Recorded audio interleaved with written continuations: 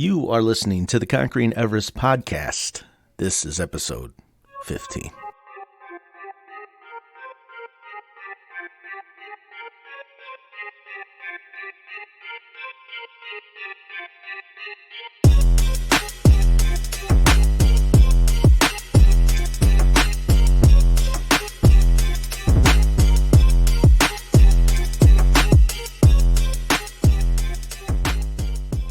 That is right. You were tuned into the Conquering Everest podcast. My name is Brian Talor, and just let me start out by saying thank you. Thanks for spending a bit of your day here with me. I've got another great episode for you. On today's episode, you will hear my conversation with Jared Gahm. He is a personal trainer and Jiu-Jitsu coach with Legacy Training and Jiu-Jitsu. Jared is a great example of someone who is going after his dreams, relentlessly pursuing his dreams. He just started where he was and bought a little bit of equipment. He cleaned out his garage. He had a gym in his garage, and now he's got a facility, and he's coaching jiu-jitsu and doing all kinds of wonderful things, giving back to the community. Make sure you tune in. This is a longer episode, but make sure you stay tuned to the end because you're not going to want to miss a moment of this podcast.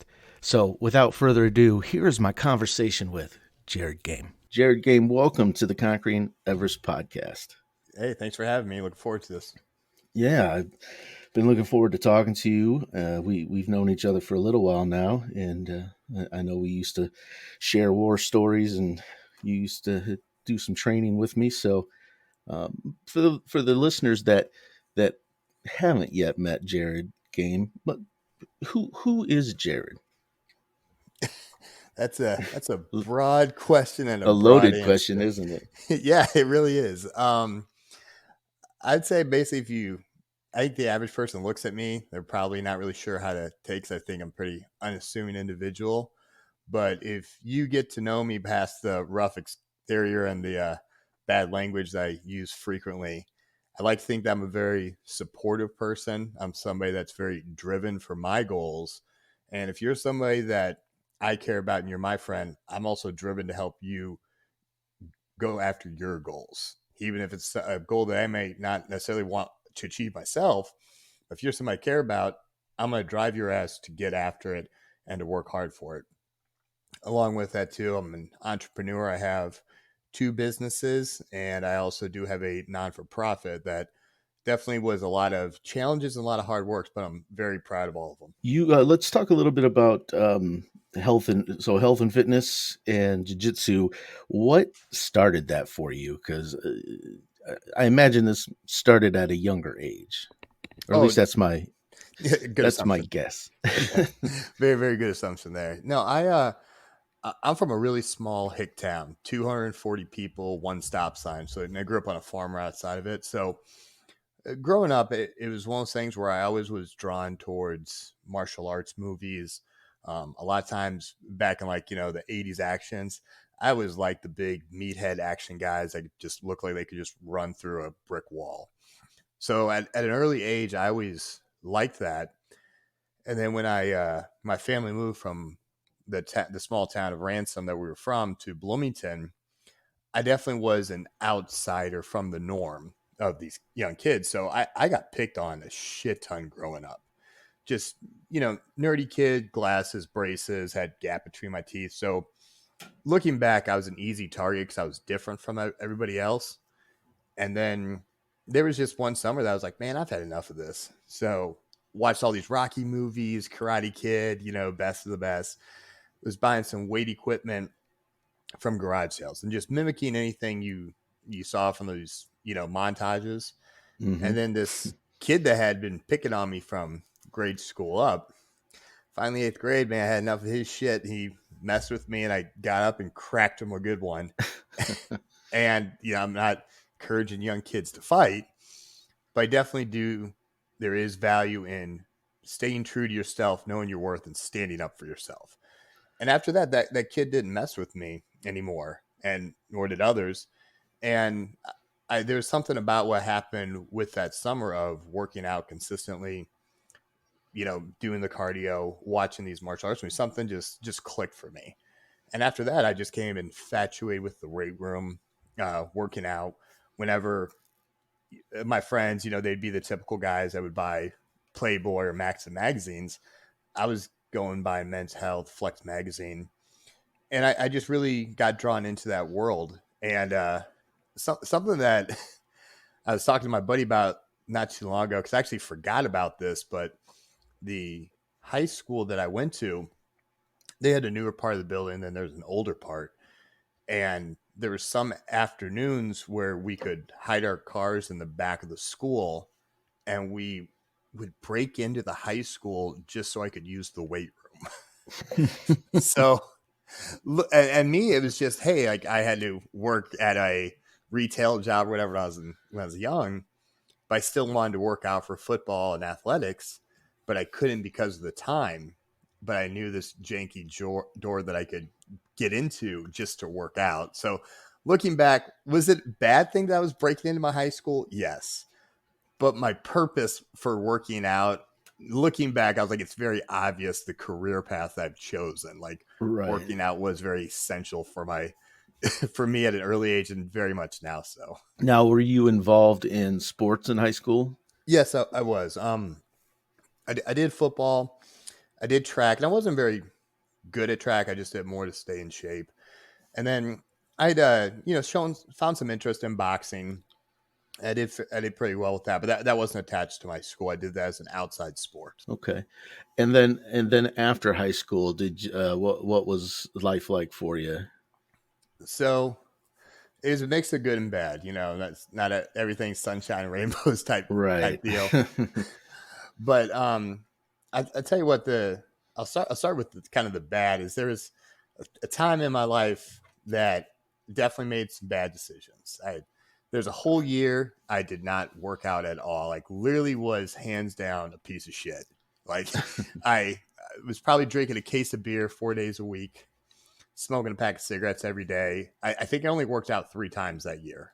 Oh wow. And it was one of those things where I didn't know what I wanted to do with my life type thing. And it was just, I was just like, oh, I don't know what to do. So I'm just going to go out and get drunk. Oh, I had a bad day doing retail. So I'm just going to go out and get drunk. And I was just trying to mask whatever it was I was going through. But then kind of, got my shit together.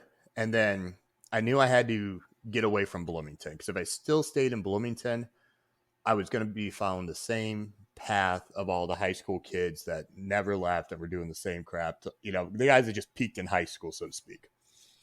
So when I kind of knew I needed to get my shit together, I started going back to the gym, working out, not going out as much, and just kind of, reliving how I need to live. God, be more true to myself. And then a guy that I went to high school with, he went to another high school, but we knew each other in high school. He was in great shape. And, I ran into him. I was like, man, what you been up to? And he had gotten into the MMA fighting. So, we linked up, started showing me some stuff I thought was cool, but wasn't really quite sure exactly what it was he was doing. Went to watch one of his fights, and he dropped the guy. He kicked him in the head, knocked him out. I was like, dude, this is awesome. I want to get into this. So moved to Champaign.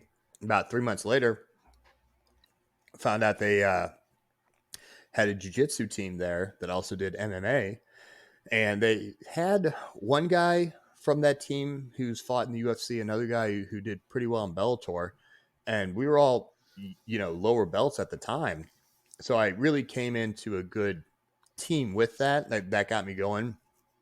And then along with going to Champaign, I was going back to school at Parkland.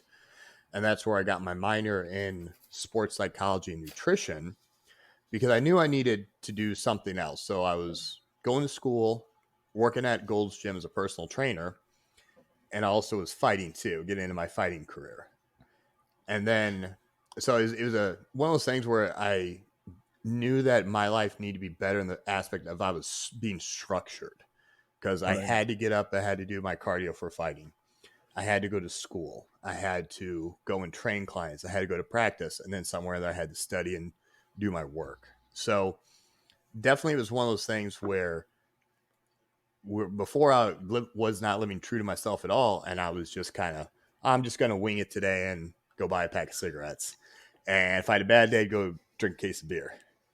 But then I turned to Champagne, and I had a bunch of good people that were wanting me to be successful. They wanted me to do good at jiu-jitsu, at MMA.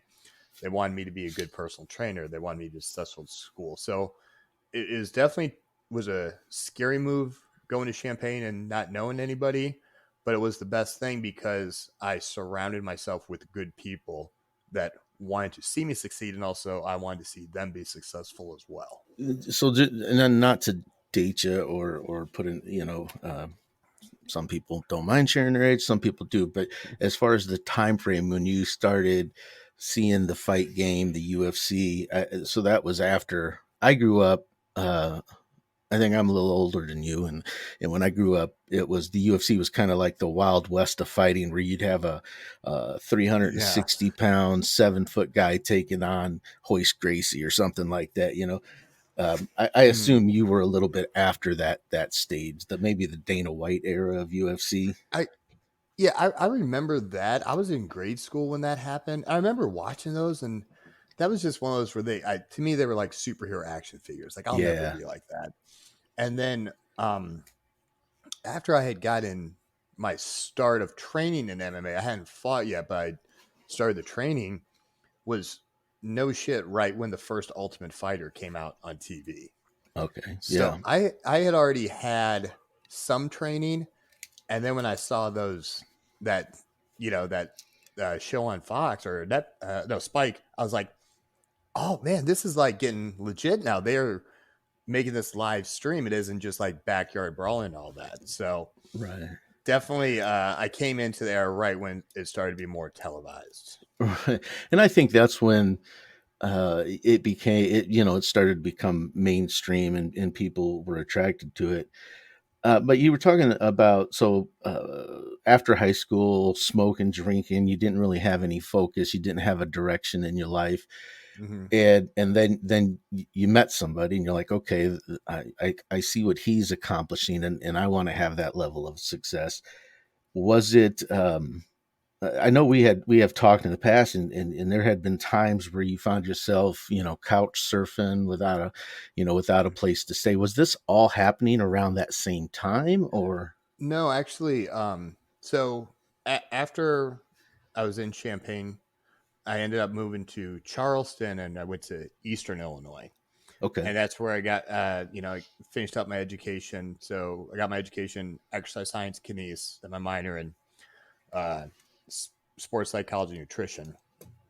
And then after that, if I when I lived in Bloomington, I lived in Champaign, Charleston, I definitely was somebody that you put me in a room full of strangers, I'm gonna end up talking to people, and I'm very good of networking and meeting people. So I had this big dream of, after this, I'm gonna go to Chicago. Give me a big city, I'm gonna take it over, type thing. You know what I mean? Just Yeah. always was a big fish in a small pond, so to speak.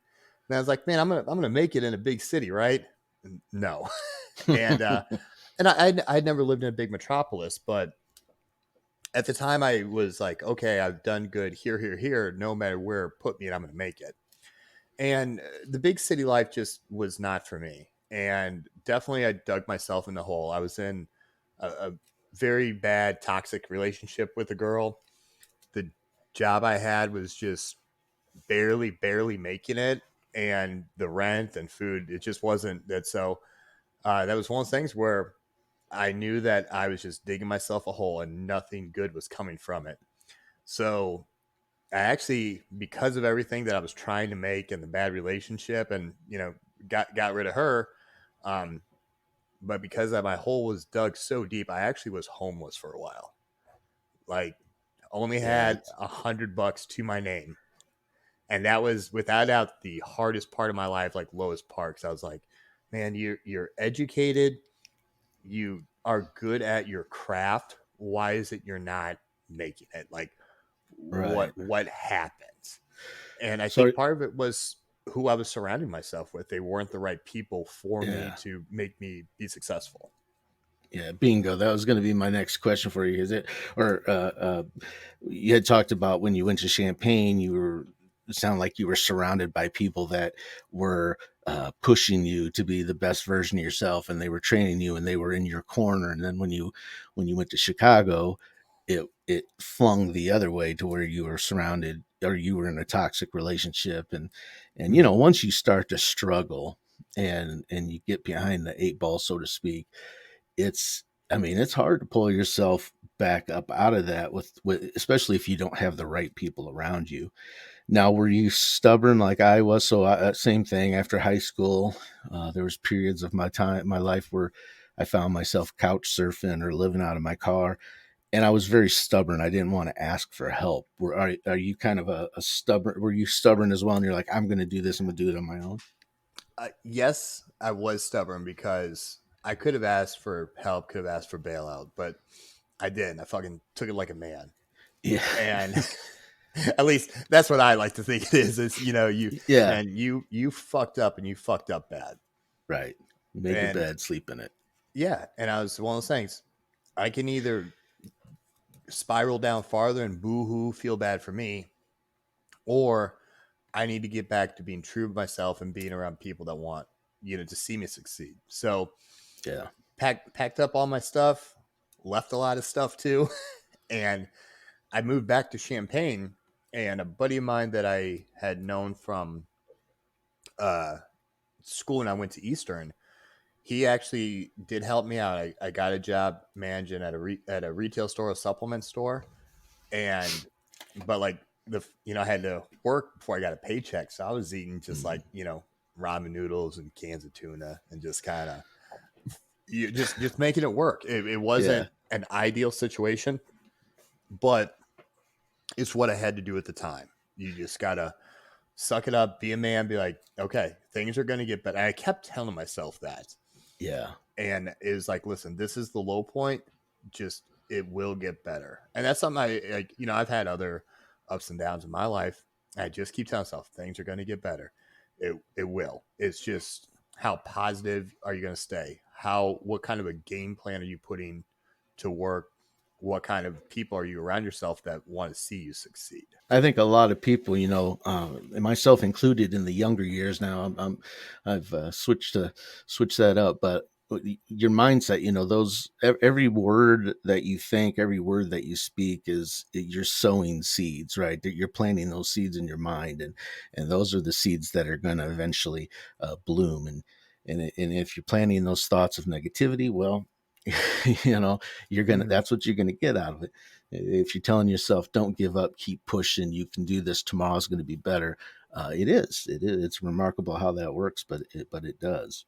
Oh, 100%. And like, and What? something that I do, I listen to a lot of like motivational speeches, motivational podcasts, Yeah, and that's something I do when I start my day off, um, workouts in the car. I try to always have some type of like a positive energy or positive thoughts flowing through my head. And some people are like, you listen to motivational speeches when you work out or in the car all the time. I'm like, yes, because that helps my mindset.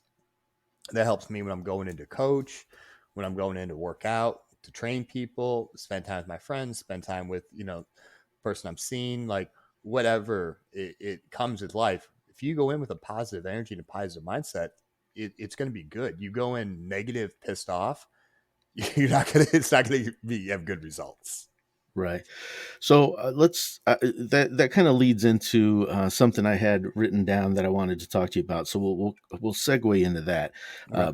In the realm of motivational, or trying to have that mental growth. I know you love to read books. What Hmm. got you into reading them?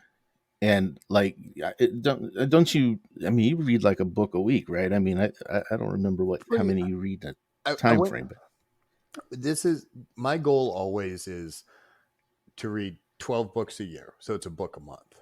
okay. Last year, I think I read 23 books. So, Wow. there's some books where I can knock them out in a week, and there's other books where sometimes it may take me a little bit longer. I've already read 4 books this year, So, and we're, beginning of February. So but honestly, growing up on, my father was a big reader. Uh, so definitely that's something I took from him, is definitely his reading and his work ethic. Mm, And I think just kind of growing up, seeing my dad always read, I would read, books when I was younger. And then I just kind of slowly got away from it in high school, but then in college, I kind of picked back up to it. And now I've definitely found like books, like certain genres that I enjoy.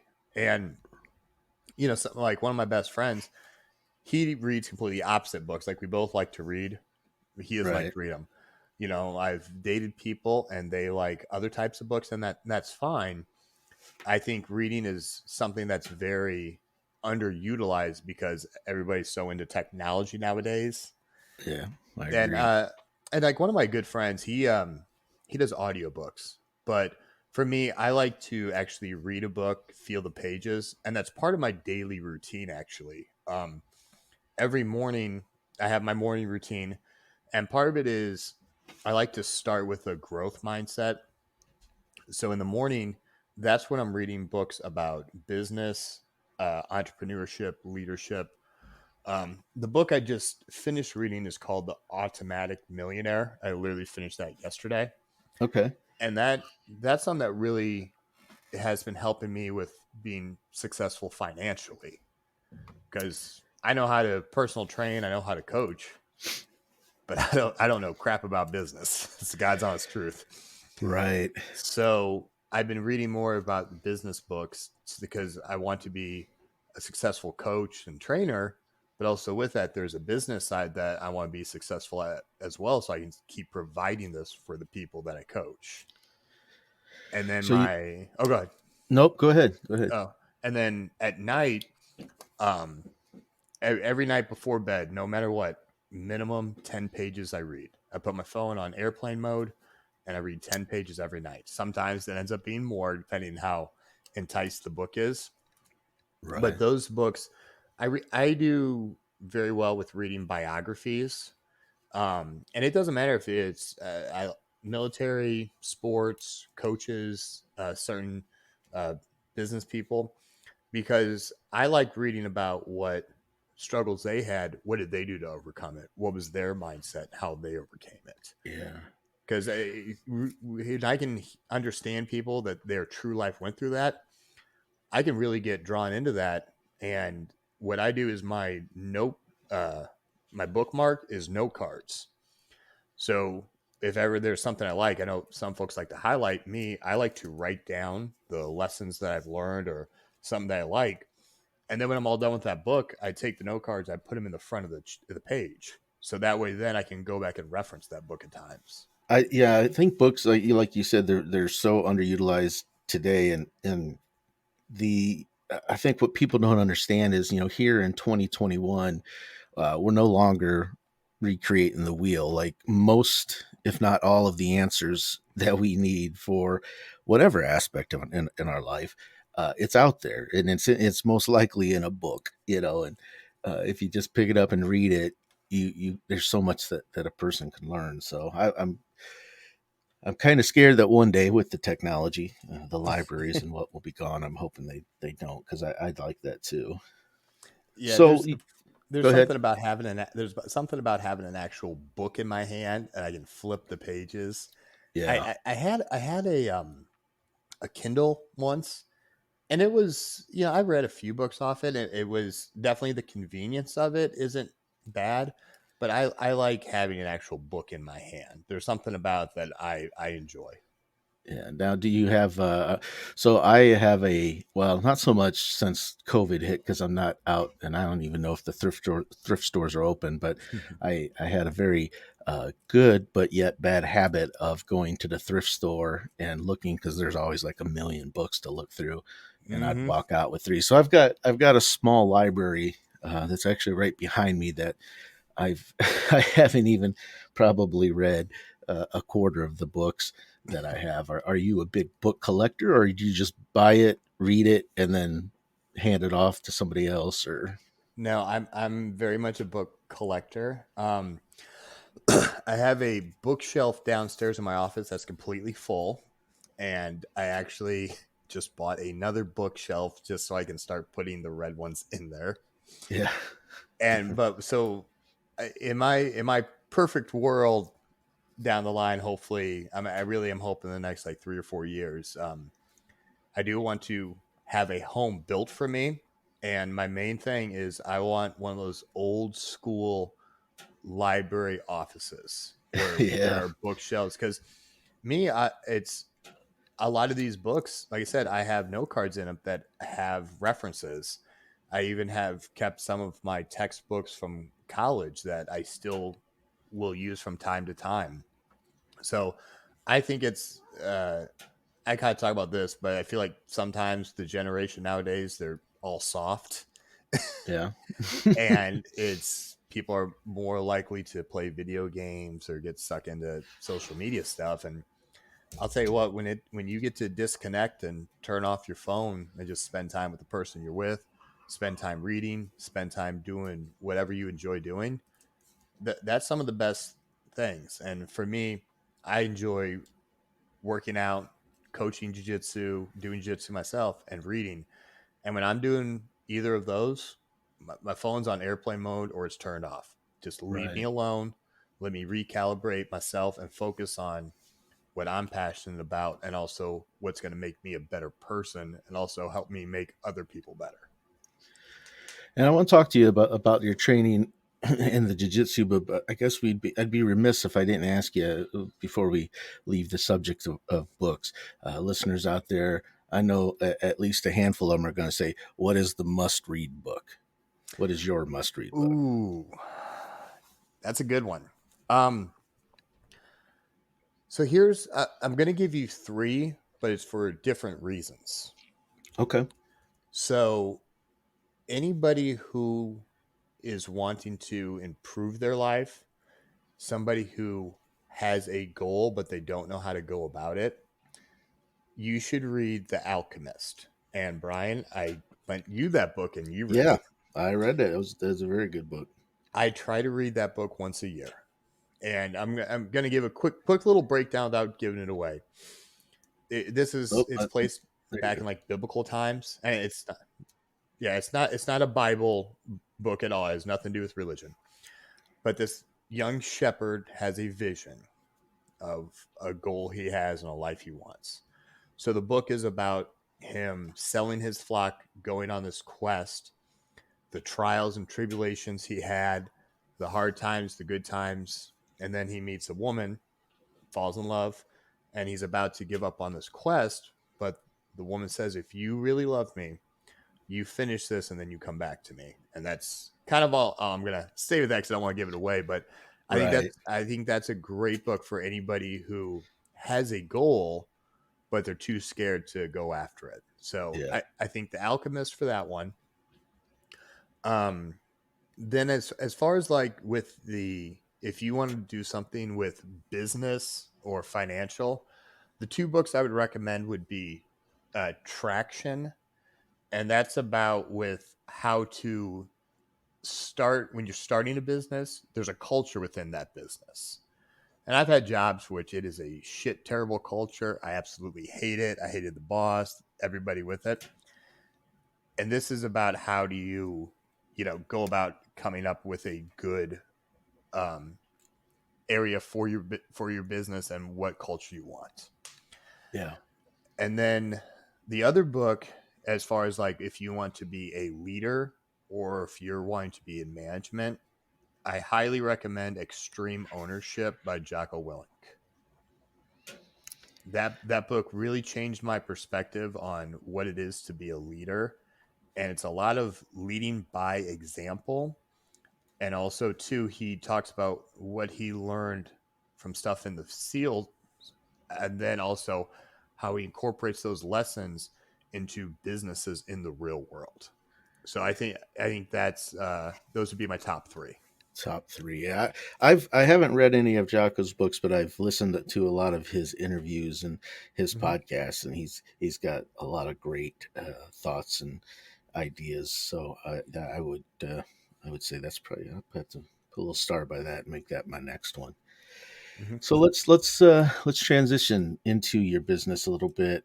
You started out as a trainer, and Hmm. you were um, you were training as in jiu-jitsu, but not in your own. You didn't have your own gym for jiu-jitsu. Right. Uh, well, I'll let you tell the story instead of me telling it. But so tell So us about your startup. yeah, so the startup would have to be the personal training business, Hmm. and it was one of those things where I've personal trained for a long time.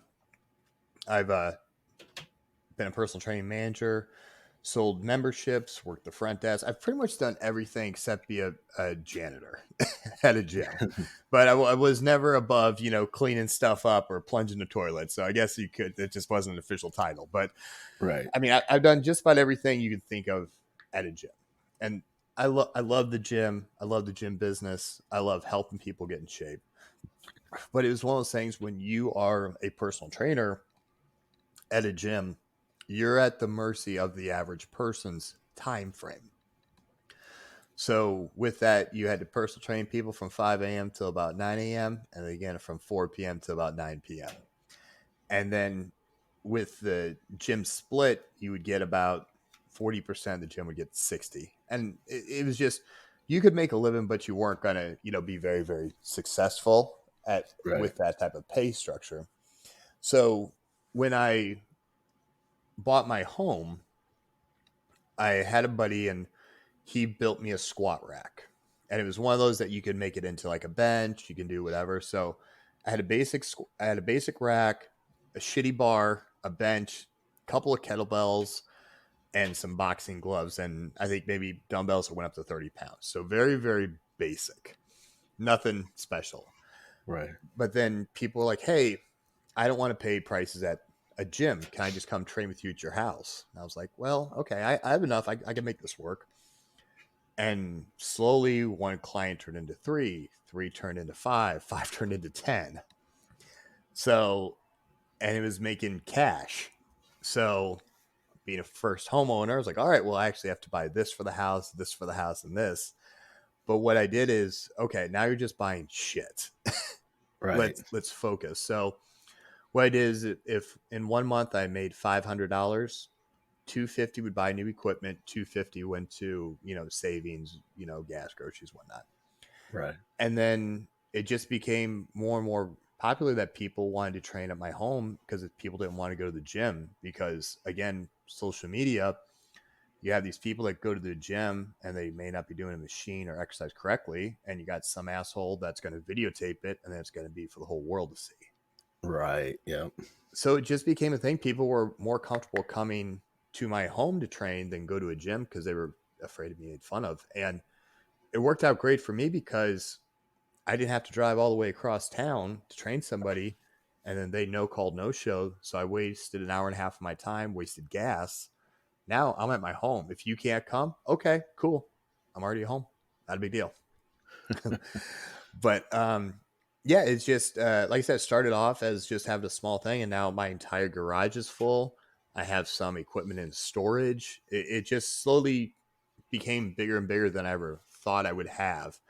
And the type much equipment that I have, and I know you've been to my home. Right. I think all the equipment I have costs the same amount as what my home is worth. Oh wow. So it was not, but also too, I mean, a lot of people are like, oh, I could never do that because I don't have what you did. And it's like, man, let me show you this picture. And I have a picture in my phone of what I started with. I was like, listen, this is what I started with. But then I worked my ass off. I was smart about what I was purchasing. And now I have so much stuff I need to put in storage. So it wasn't an overnight success.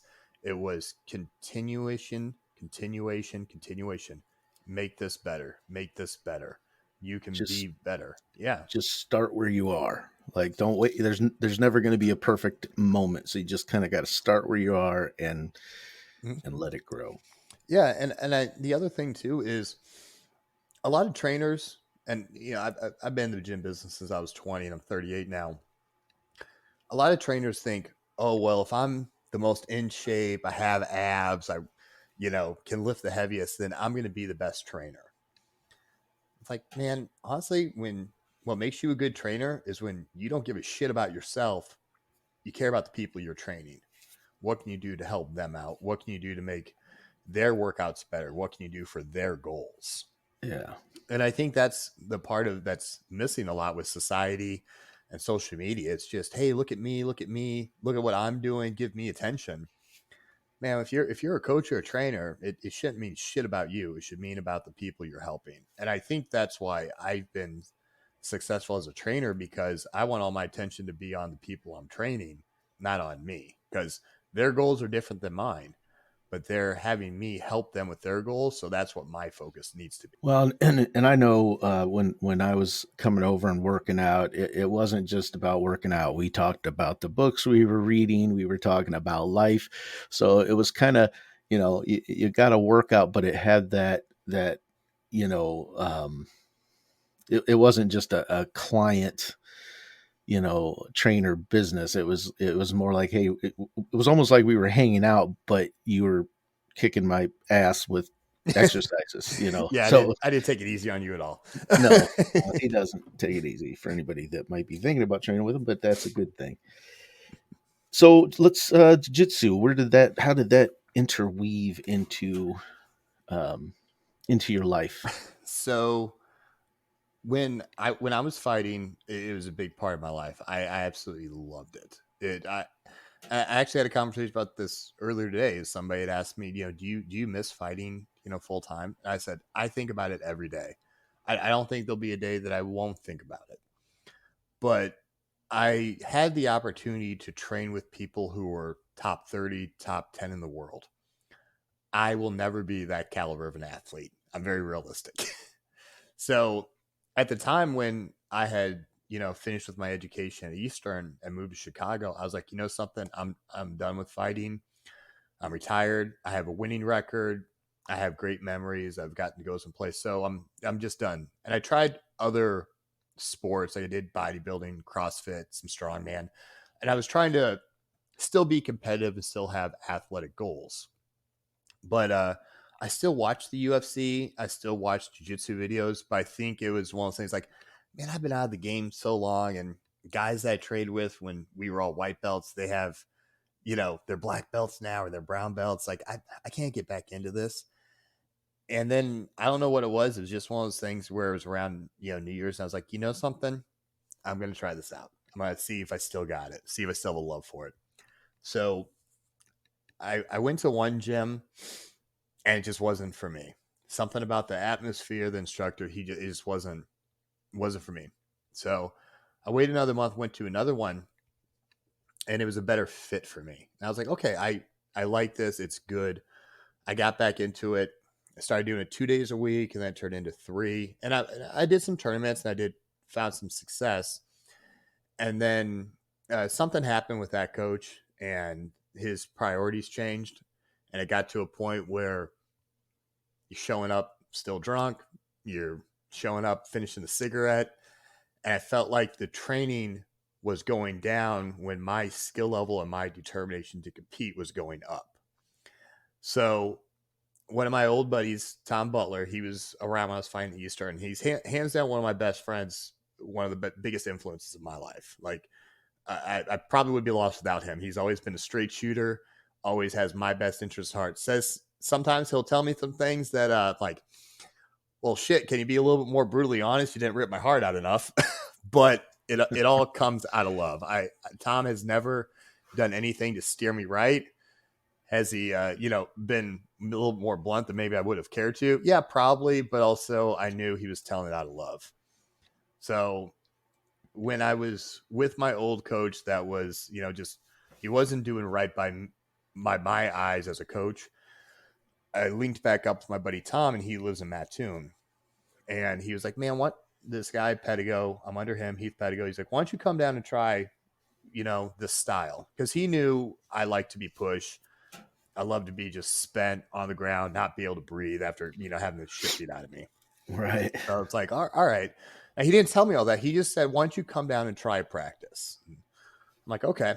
So went down there and I just got worked. just the pace they had, the relentlessness. I just didn't know what to do. And just the month before, I had won double gold at a tournament. So I went in there all cocky, like, hey, man, I'm going to fuck these guys up. And it didn't work out like that. And they have a brutal, brutal drill that's 5 minutes. And it just pretty much like a Shark Tank.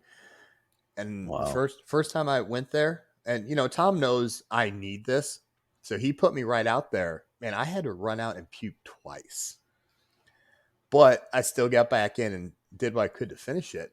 And I was like, man, Tom, what the fuck just happened? Like, I'm a personal trainer. I just won a tournament. Like, did get a point score. Like, what the hell is going on here? Like, I was shocked. Him and I went out to eat, and he explained a little more detail about, why he made the switch from the person he was with to Heath. And I was like, man, that's really cool. I was like, I wish I lived closer just because of this. So he's like, man, well, come down anytime. You're always welcome. So it turned into me going there every other Wednesday, and then turned into every Wednesday, and turned to every Wednesday and every Saturday. So at the time, And this was Mattoon? You were driving to Mattoon? I was driving an hour and a half, training for 2 hours, driving an hour and a half home. Ooh, that's dedication right there. And it was one of those things where, again, my old coach was not providing what I needed. And I'm one of Right. those, if I'm in, I am all in. I need to get better. I want to get better. This is what I need to get better. And I was willing to make the sacrifice driving for that. Did you have to to me, if you said, "Hey, come work out," and I said, "Okay, great, sounds good," and you said, "Oh, by the way, it's 90 minutes away," I would probably try to find an excuse. Just knowing me, I'd be like, "Well, I do got." How hard was it for you, or was it hard for you to show up, drive that hour and a half there and back, and put in the work? Was it?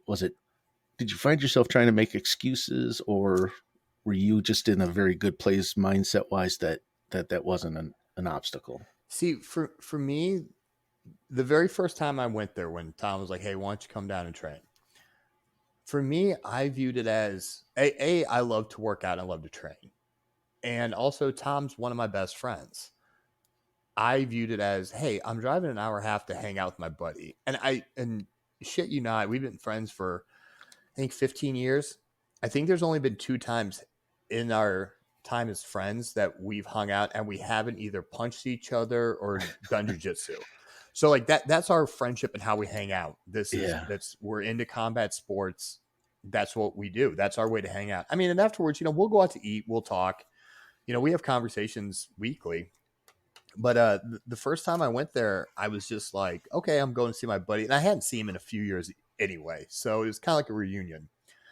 But then after that, again, I felt like when I went to my old team, I was going there because of I feel like I'm obligated to go. I Hmm. wasn't excited anymore. But when I was going to Mattoon, I'm like, fuck yeah, I'm going to go down there. I'm going to get the shit beat out of me. I'm going to be huffing, puffing. I'm going to be gassed. And it is going to be the best thing for me. And so for me, it wasn't hard. And honestly, there's only been one time I said I was going to go down there and I didn't. And that was because there was a big icy snowstorm. Oh So yeah. Good old that's, Illinois right there. yeah. I mean, and there's even times now they have practice Sunday at 7 a.m. and I'm there at 6:45. Mm. So for me, it's like, no, I get to go down there and I'm buddies with guys at his academy. So it was very easy for me. And then kind of get back on the subject of how I open up the academy is when the pandemic hit, um, our school has closed down. But me, I'm going to kind of find a way to make this work. So kind of like how I was in high school and I broke into my old school to work out, I'm going to figure out a way around this. So I had keys to another place and there's about 5 of us and we would meet at 8 o'clock at night. I was like 8 p.m. during the pandemic. People aren't going to want to do this stuff. So I was working with guys that still wanted to train hard. And I was coaching them the way that Tom was coaching people down in Mattoon. So it was one of those things where I was like, I just want to train hard. This is hard training. Let's just make ourselves killers. And after this pandemic, we're going to do tournaments and we're just gonna rock it. And then a couple of the people that were training with me, they asked me one time after we'd been doing this about a month, they were like, man, why the fuck haven't we been training this at the academy we're at? And I was like, well, this is the way that Heath Pedigo runs things. This is how he taught Tom, and this is how Tom's teaching me. They were like, well, can we train like this even when the pandemic's over? So they kind of put the thought in my head. But it's still to this day, I was like, man, I am not ready to own an academy. I am not ready to be a coach. Like I really, like every doubt in my head was I'm not ready. Right. But also at the same time, I have just 5 guys here and I'm providing them something that our coach isn't able to. Maybe I'm more ready than I thought. So had a long talk with Tom, drove down there, had another long talk after he beat the crap out of me for an hour and a half.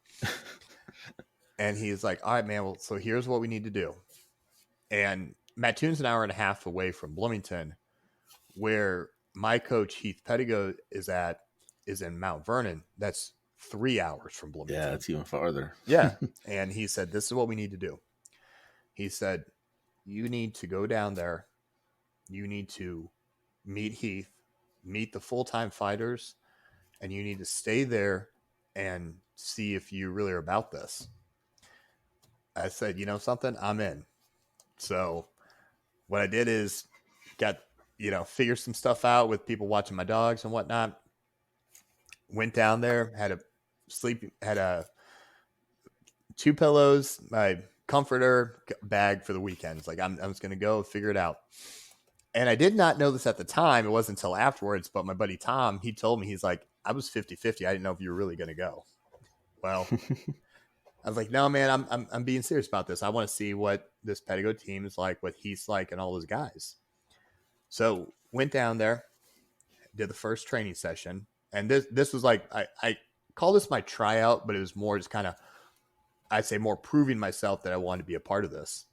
So got down there 5 o'clock or so on a Friday, met some of the guys, trained, and I don't think I had a minute of offense. I think I just got worked by all the full-time guys. And it was survival mode. It was brutal. But at the same time, I was like, man, I love this. Like, I don't want to be the best in the room. I want to be the guy get my ass kicked and people are making me better. And that's what happened there. Hands down. A couple of these guys are world ranked. And it's a small little gym in, Mount Vernon, Illinois. Like, you see this place, you would not think it was a Jiu-Jitsu academy. You would not think it's pumping out champions. Right. So after that training session, and I had to, change out of my gear because it was just dripping wet. I was like, hey guys, I'll be back. I'm going to go get something to eat. And you saw a couple of guys kind of give me like, kind of like I describe it as a shitty nod, like, yeah, okay, we'll see ya. And I just didn't read into it. I just went and got something to eat, came back, and they did a double take when I walked through the door. And and again, I'm going to, this is all going to make sense later on. But at the time I was like, oh, hi, like, did I do something? Like, didn't think about it. Slept there at the gym. And the next morning, got up, got something to eat, trained, had lunch, trained again, just pretty much a weekend of getting the shit beat out of me. But then some of the guys that were at the gym, the full-time guys, they had a house about a mile and a half away. They're like, hey, man, you've been here the whole weekend. Why don't you come over and we're going to have a bonfire and, make dinner tonight. It's like, all right, that's cool. So went there. And then they asked me, they're like, hey, so are you staying tonight also? I was like, yeah, I'm staying tonight. I want to, meet Heath and train with him on Sunday. And they're like, so you actually are staying another night? I was like, yeah. I was like, why the hell do you guys keep asking me, am I going to stay? Like, isn't it obvious? And they told me that other people, and they knew the story about my coach and his antics and what I wanted. Yeah. And they said, like, well, there's been about 9 or 10 guys that have said they want to do what you want to do. And after the first practice, they leave. They're like, so when I went to go get dinner that first night, they thought I was just going to be like, yep, I'm out. Peace out. And I'm driving home. And they're like, you came back. They're like, and you actually stayed the whole night. Because some people had came back, but in the middle of the night, they'd get in the car and dip. Right. So Second thoughts. yeah, and I didn't know anything about that. And I was like, no, man, I'm in. So Sunday, I got to meet Heath. And probably about 10 or 15 minutes into the practice, I got a headbutt. And right in the middle of my forehead starts bleeding, just bad. And go and get some tissue, and I'm putting it off. And he's like, hey, man, are you okay? And I showed him. He's like, oh, well, you want to stop or keep going? I was like, dude, I was ugly before I even fucking came here. I'm Yeah. good. So it don't matter to me. So I think that kind of showed him that I was willing to stay and go through everything. And also too, if I got, a little injury, I was just going to stop. I was, like, I like this pace, this style, like I'm in it. Right. So came back and, was like, okay, this is what I want. Had a talk with the guys, had another talk with Tom, sent Heath a message. And I told him, I said, listen, the time's come for me to leave my coach. It just isn't what I'm looking for. Other people feel the same way. We're looking to start our own thing and we need a little guidance. Would you be willing to help us? And he said, why don't you come down another weekend and we'll talk? And I said, okay, I'll see you Sunday. So came back. I brought two of my guys and they loved it. Like, same thing. We all got the shit beat out of us, but it was the best thing. So I talked to Heath a little bit more. He gave us the blessing. And so he's like, okay, here's what I want you to do. I want you to be a coach to these guys. I want you to be a big brother to them. I want you to be good to your guys. I want you to work hard within our system. And I want you to make champions. And he's like, that's all I want. I said, all right, I'm in. So Yeah. then how do I go about now starting a jiu-jitsu academy? And that was one of those, what the fuck have I gotten myself into? Good job, Right. Jared. Reality sets in. It did. So I talked to my buddy Austin, and Austin Curtis, he's hands down the best personal trainer in Bloomington, and he has a great facility for athletes. And him and I, we played football against each other in high school, and he joined the Marine Corps. And we, weren't like the best of friends, but we knew of each other. But we just kind of struck up a conversation. Ended up, he came to some jiu-jitsu classes with the old coach. He had the same thought process of, needing a different style of coach. And I pitched the idea of me bringing this to his facility. So he was enticed by it. We sat down and talked. He was more enticed by it. And then I said, okay, well, let's do this. So the only argument him and I have ever had was who was going to pay for the mats. Because the mats were a couple $1,000s. And this is what I told him. I said, Austin, I am paying for them. And he's like, no, this is my gym. I feel like I should pay even half. And I said, no, this is why I'm paying for them. I said, you're taking a risk by taking me on. I'm not a black belt. I'm not a world champion. But I'm going to prove to you this is the best decision for your business with taking me on. I said, I'm going to pay for every cent of the mats. So that way, if this fucks up, you're not out any money. And if I fuck up as a coach, I have no one to blame but myself, and I'm the only one that's out money. Wow. So as a business owner, he's sitting back getting jiu-jitsu training, and he's getting a revenue income, and he didn't have to put anything into it. So again, then I was okay. I literally dropped almost all the money in my savings, got these mats. Now, what the hell have I got myself into again? Right. It just, but luckily though, I had Tom to talk to, Chad Hawkins, Michael Fields. I had other affiliate owners within the Pedigo system. And I would ask, like, man, do you guys have these thoughts when you started? And some of these guys, they're like, man, I still have these thoughts to this day. Yeah. Well, and that's what, when you, and I know everybody they define success differently, but the success mindset, I think you've hit it right on the head. You've got to have the courage to step outside of your comfort zone and do something that you may think you have no business or or you don't have the resources to do. So have that courage to step out and do it, but then also surround yourself with people that are going to be there to encourage, to motivate, to inspire. Mm-hmm. Oh, And that's definitely. so many people. I think they just kind of they have this dream, they have this ambition, and they're all excited to start. But then when that reality moment comes in, where you're like, "Oh crap, this is going to take money. This is going to take time. This is going to take," they get scared and well, I'll wait until I have more money in bank. I'll wait until I have more resource. No, don't wait. You just got to do it and let it grow. And that's kind of what you did with the gym, because you said you had what, 5 to start, and where are you at now? So you're 100% right. We had 5 when I started, and this week I'm actually having 3 people join on Monday. So with that, I'll have 30 students, and I've only been open 8 months. Wow. Yeah. And that all came from just a place of, well, I'm going to drive an hour and a half to go work out, then I'm going to drive 3 hours one way. Or well, actually, Mount Vernon's probably more like 4, isn't it? No, it's maybe 3.5 if there's like construction, but I'd say 3 if there's no problems with the road. But I mean, drive down 3 hours, train for 2 hours, 3 hours back. It's a full day of Yeah, doing that. that's well, and you know what too, if for any listeners that aren't familiar with Illinois, so you're going to hit I-57. Most of us are going to hit I-57 to head that way. First of all, there's never no construction. I've never been on I-57 and missed construction.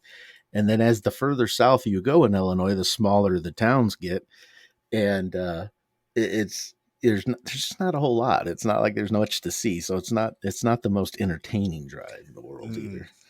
So it, no, it takes a little dedication to drive down. I've got family down that way, and I get down to see them maybe once a year. And here you were going down there once a week for a little while. I've But been down to Mount Vernon. I try to make it about once a month, okay, and since I've had my academy rolling, I've had lots of people join. I've even had people leave other gyms and come join my gym. And then the other thing I do is Mount Vernon's the headquarters. That's where the best guys from the Pedigo team go and train. When I go down there once a month, I bring guys from my academy down there. So that way they know what it's like. And this is the expectations. And then we bring that energy and that fire and that competitiveness back to our gym. yeah, And it's the best thing is, I've talked to like other people, and I have friends that are jiu-jitsu gym owners, MMA gym owners in other towns, other, states. And, I kind of went to them also to kind of like pick their brain. And everybody's answer was the same is, man, when I started, I didn't feel like I was ready. I didn't know it was going to come. And I had a bunch of shitty mats, but we made it work. And that's exactly what happened here is I was borrowing mats for the first like 3 months, and these mats tore the hell out of people's feet. We'd have to kick them together. Um, so we had a rough start with the mats, and then when our mats actually came in, it's the best thing. yeah, And also, like, for me as a coach, seeing the guys come in excited, they've made really good friends within the team. Afterwards, everybody is helping me clean, put up the mats, and then we all sit around and talk. And I'll randomly talk to my guys throughout the week, and some of them are like, "Man, I was in a really bad spot, but going to practice helped me get out of that." Some guys, gone through divorces, they've had, rough times with, whatever in life. And they're like, man, the team was the best thing for me because I had an outlet. Some yeah, people with this pandemic, they've had, realized they've been in shitty relationships, but they came back to the team and realized, man, I was happier being around all you guys on the team than I was the person I was dating.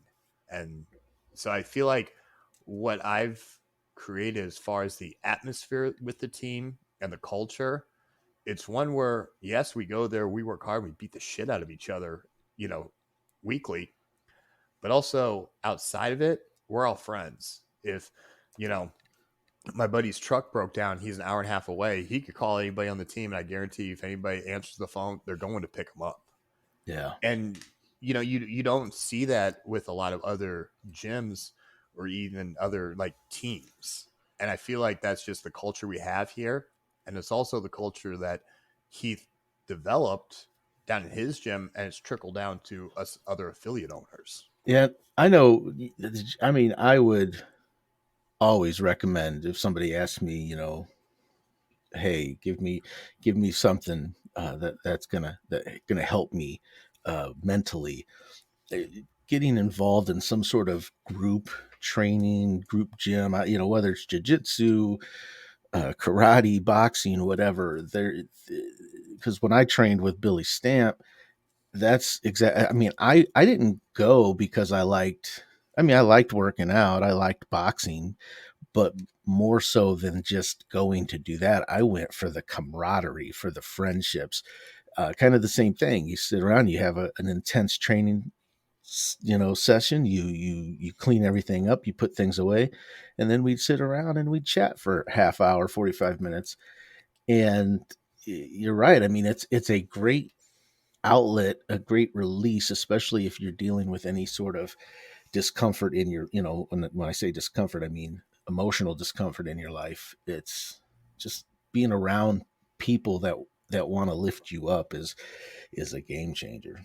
Oh, 100%. Because there's some jujitsu gyms in the world. They're like, oh, like we're all brothers, we're all a team, we're all a family. But then it's like, well, what do you guys do together outside of practice that Yeah. says that? Are you And getting together to watch MMA, the UFC fight, or yeah, and having dinner together, whatever? yeah, and that's the thing. Like we all got together. We all went out for like a kind of like a Christmas party type thing where everybody brought like their wives, girlfriends, whatnot. And then UFC fights, we all get together. We watch them together. Hmm. Even some of us, we've gotten together. We've gone shooting together when it's nice weather. I'm gonna have a bunch of people over. And we're just gonna grill out and just have fun. Like there's a difference between people that say, "Hey, I'm on this team. We're all brothers. We're all family." But I mean, if you have a shitty day, do you reach out to them? If you read a good book, are you going to recommend that? Do you guys do things outside of it? And a lot Right. of times you don't see that. All of us, we all rather I'm talking to the guys and they're hanging and I'm hanging out with them outside of practice, or other people talk weekly and they do that. It actually really does happen with us. And I think that's what makes it easier for me to realize this was the best thing for me to start. Because Yeah. right when I was starting this, I was getting out of a very bad relationship, a toxic, relationship with a person. And now it was, I had the best group of people. Now it's evolved to even more people. That's led me to the person I'm seeing now. That's led me to the friends I have now. It really was, you get out of a bad mode of who you're with. I'm trying something new, but I'm surrounding myself with good people. And they're all people Right. that encourage me weekly. And then I see also too those people growing as well. Because we've had a couple people that are getting ready for tournaments, a couple people that are doing better with their jobs. And it all started once they were in a positive atmosphere at our academy. Yeah. So people can say like, "Hey, this and this changed my life." I can truly say jiu-jitsu and this team has changed my life, and I really do believe I've changed other people's lives because of this academy. So that's why it's very important for me to keep doing what I'm doing and keep being the best coach I can be, because I'm changing people's lives. Yeah. It's big. It's bigger than just you. And I'm sure you've heard. I don't know who first said it, but it's a quote that's been attributed to a lot of different people. But I'm sure you've heard it, where you become the sum of the people that you hang around with the most. Mm-hmm. So if you're hanging around, if you hang around people that all they want to do is go to a bar and drink, well, you're probably going to end up bar drinking. You're going to have the beer belly, hangovers, all that. If you go hang out with people that are pushing themselves to become better versions of themselves, whether it be um, whether it be mentally, physically, or a combination of both, well, you're going to be, you're going to become one of them, essentially. You might be, because I know when I joined boxing, I did it to, I was like, oh, I just need to get a little exercise and lose weight. But then I ended up loving the gym and loving the people, and then actually wanting to compete. And I mean, I started this when I was 40. I started doing that when I was 40. But so that leads into a good, I think, a good question or a good comment here. So demographically, the Conquering Everest podcast, I've got listeners from about 25 years of age to 55 years of age, and I know there's going to be some, some older folks that are 30 plus, and they're going to say, jiu-jitsu, this doesn't apply to me because I'm too old. What's the truth? Okay, so here's the truth. I have the youngest I have is a 14-year-old at my academy, and I have a 51-year-old. Yeah. Age doesn't matter. Now, here's the part that's also realistic. We have this one guy, he's 24 and he is an athletic phenom. He's a hard worker. He goes hard. He's getting ready for his first competition out of the month and he's going to whoop some ass. Now, he is on a level for his age. But then I have a lady named Kiki, she's in her late 40s. Am I going to have her do the same type of conditioning and same type of athletic movements as the 24-year-old? No. Does she still go in there and get after it? Does she still try to choke me and all the other guys? Absolutely. She's a tough woman. She's the mom of the team. That's the title I give her. She wears it proudly. But also too, she gets it in. She's sweating. She's huffing and puffing. She goes after the guys. Completely different age group, completely different athleticism, completely different goals. But it is for everybody. So if there's ever a gym or a person that says jiu-jitsu is not for everybody, you're not teaching it right. Jiu-jitsu is for everybody. It's finding the right coach that's going to be able to coach everybody. That's the Right. key. And the beauty of it is, something like this is you get involved and you have your own personal reasons for doing it. Obviously, we all take action on goals that we have for ourselves, but then you find that through that you grow, you gain experience, you grow, and next thing you know, not only are you there accomplishing what you want to accomplish, but now you're helping other people accomplish what they want to accomplish. And to me, that's the bigger piece of it is yeah, you're there, you're getting your work in, but you're helping somebody else. And I think that's where, I think that's our purpose in life, right? We're all here to be, be somebody else's inspiration or motivation. So, Yeah, 100%. I mean, yes, I'm training to win competitions. One of my goals is to win Pans and Worlds this year. mm-hmm. But at the end of the day, I'm everybody's coach. So yes, I have my own personal goals, but to also align that, if other people go to tournaments because that's their goals and they win, I'm going to be probably more ecstatic for seeing them growing in their jiu-jitsu world. Yeah. And then, like, I have a buddy that I train and he's a cop. He's trying to get a job with a better agency. So he has better financial, better, other avenues he can pursue. If he gets that, I'm also happy for him for his outside life. Yeah. So that's the thing too, is like, I would have never met this person. He probably would, he even said, he's like, if I would have gone to another gym, I probably wouldn't have stuck with this, because he's dabbled at a few other gyms. And he's like, man, no, this is what I need for my career and what I like to do. So helping him in his jiu-jitsu world, but also seeing him being successful outside, that's awesome too. And he said a lot of his outside success has helped because of the mindset he's developed from our team.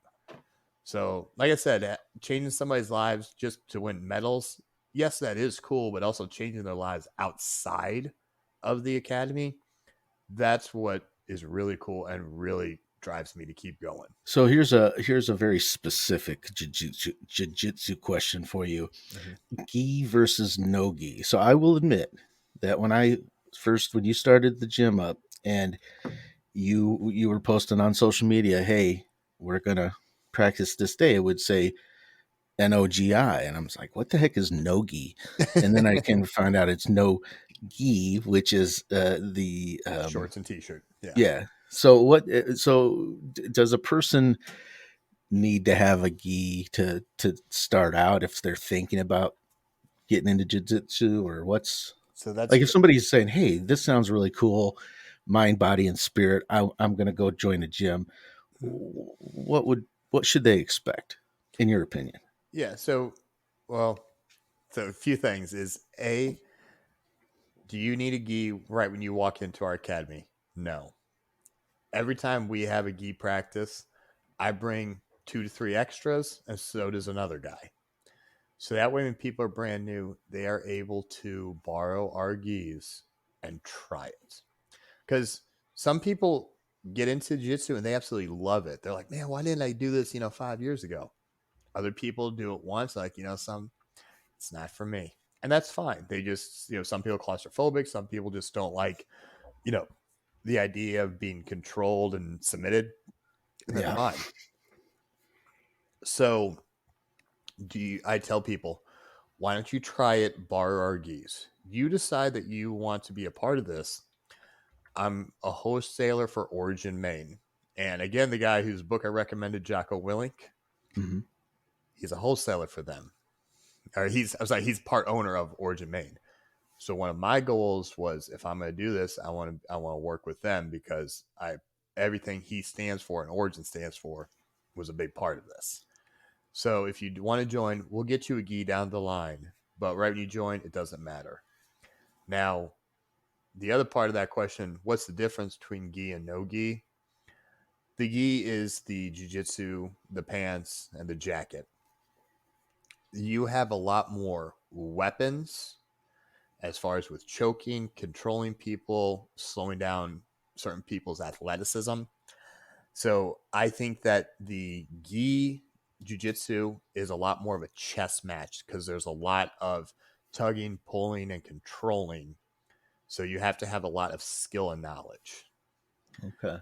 No gi, because it's just shorts and t-shirt and you can't grab onto clothing, that's where people who are athletic tend to shine more, especially guys who are good high school, college wrestlers, because the athleticism can take over certain skills. Now, is skill going to be a big part? Yes, absolutely.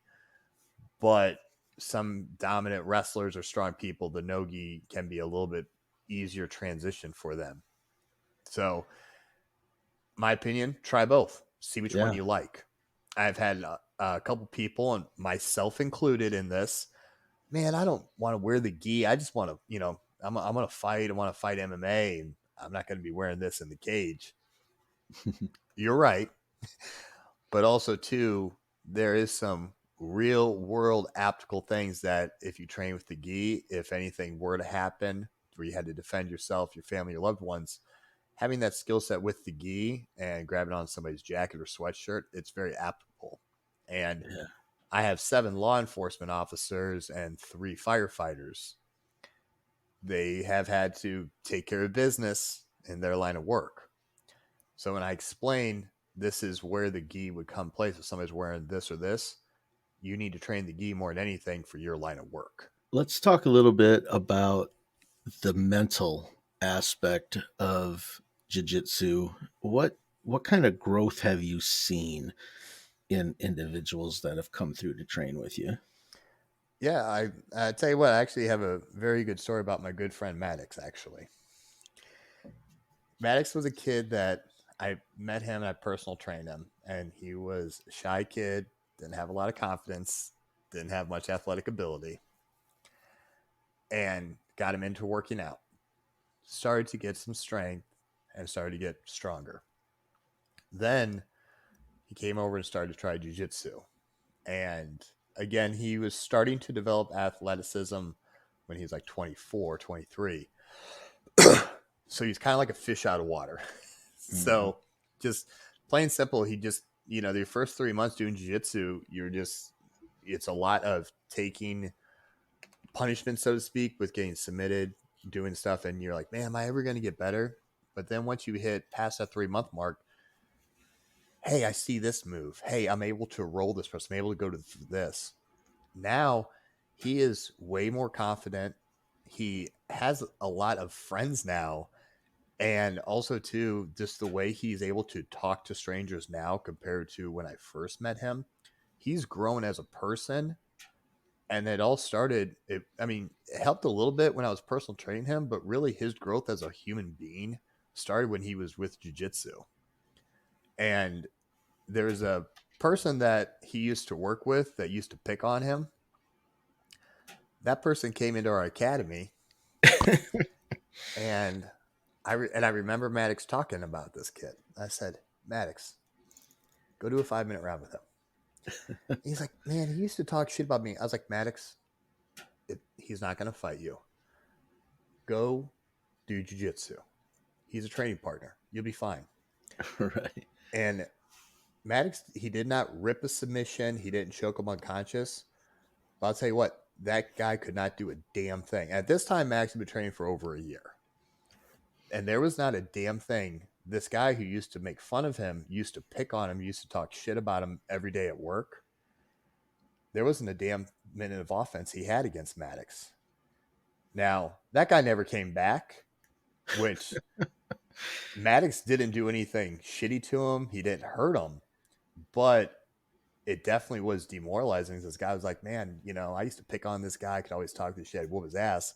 And then you get handled by a guy. Maddox was like, I can't believe I did that. I was like, Maddox, because you know what you're doing now.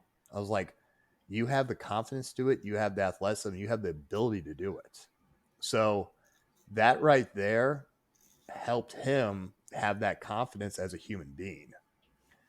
And again, how he handles himself with his work outside his growth has been awesome seeing him grow up. Yeah. And then the flip side of that, I'm a big supporter of law enforcement, first responders, military.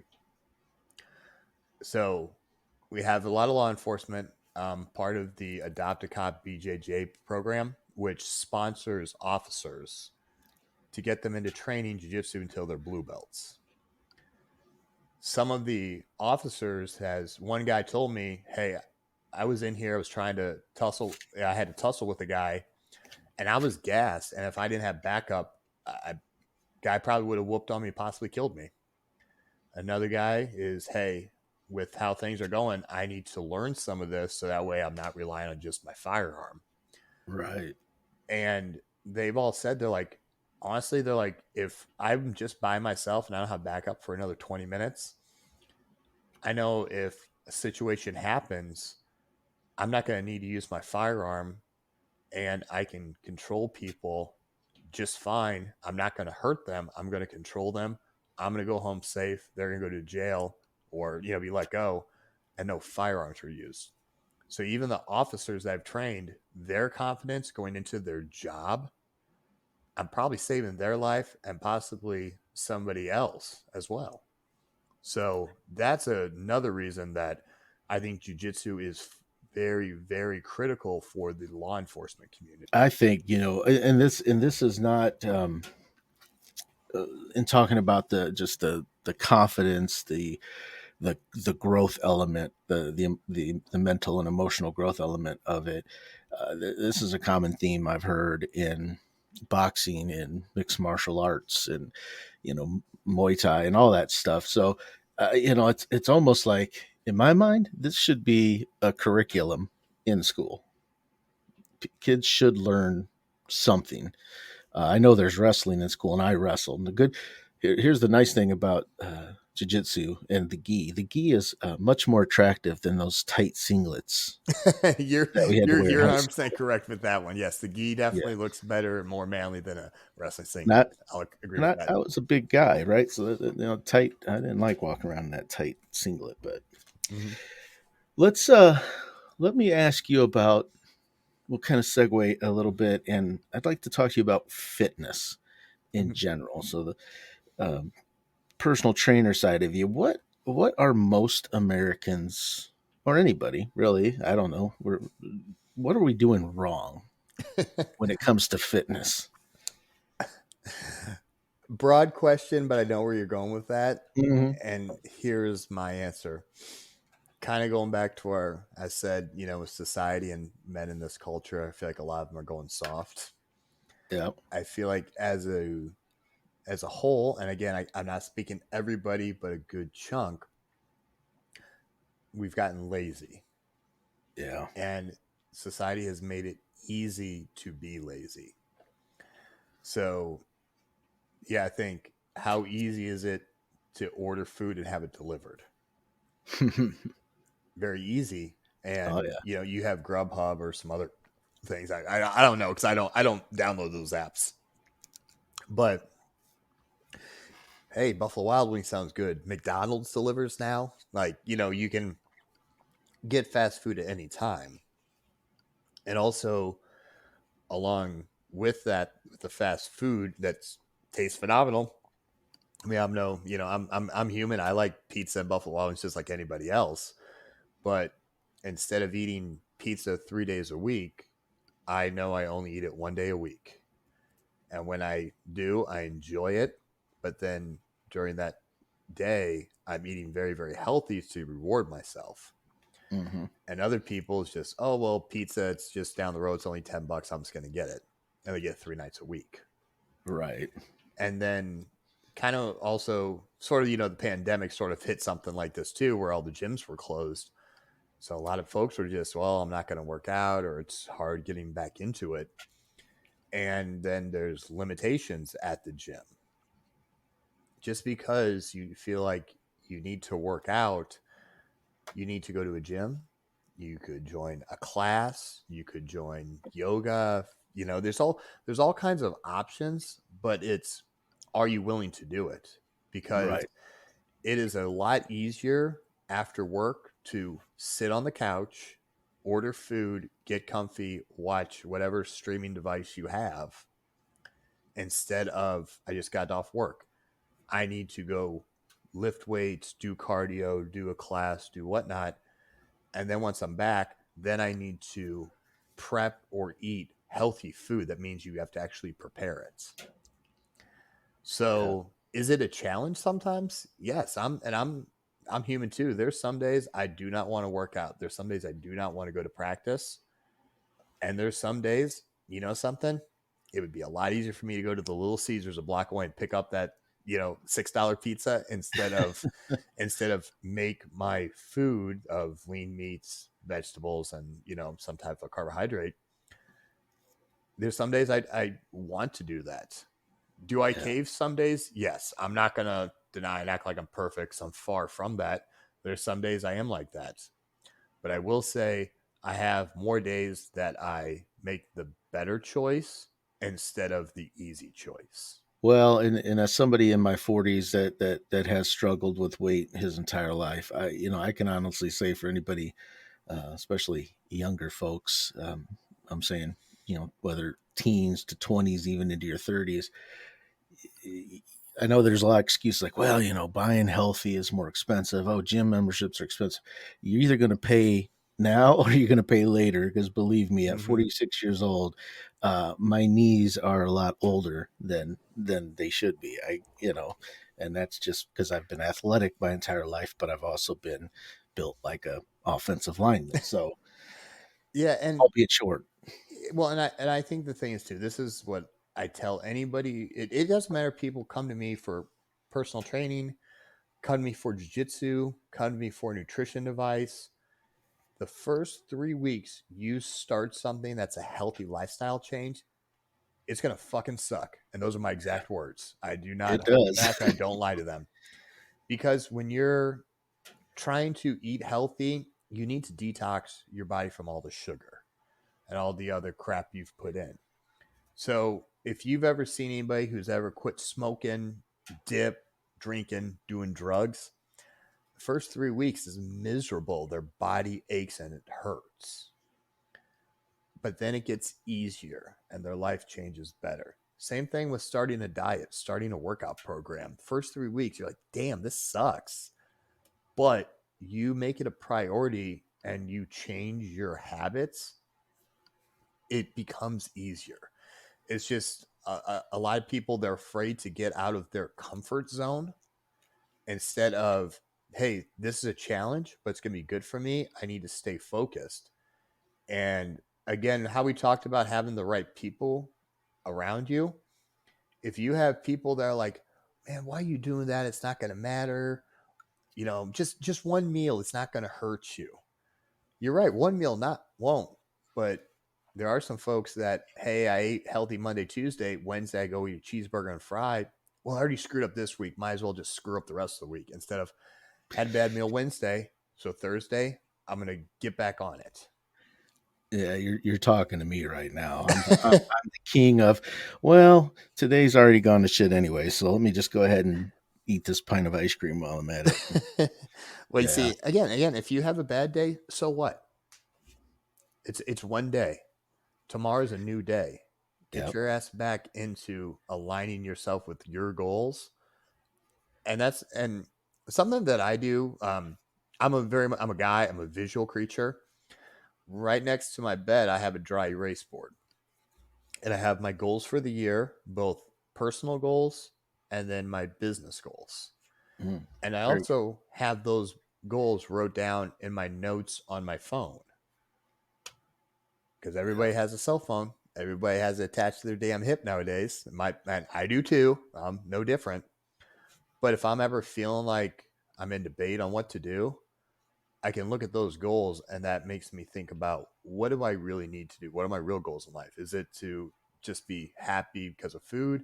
Is it just be happy because I'm lazy? Or is it the extra work that I'm going to do to produce these goals? Yeah, and I'm glad you said you brought up the whiteboard because I'm the same way. So I'm sitting here, yeah, at my desk, and we're doing having this conversation, and then to my left I've got two whiteboards, and it's kind of the same thing. I've got one where I've written down my goals.